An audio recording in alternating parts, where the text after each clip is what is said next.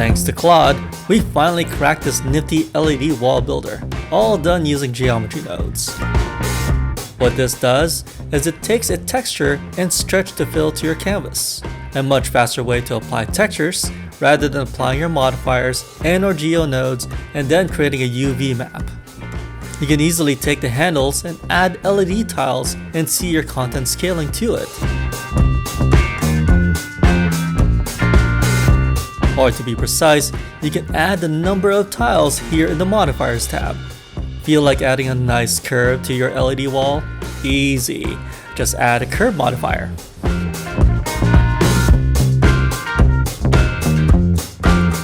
To get your exact content on, you can pick your texture here in the shading tab.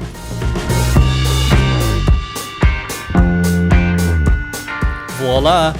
Now you can visualize your LED walls with ease.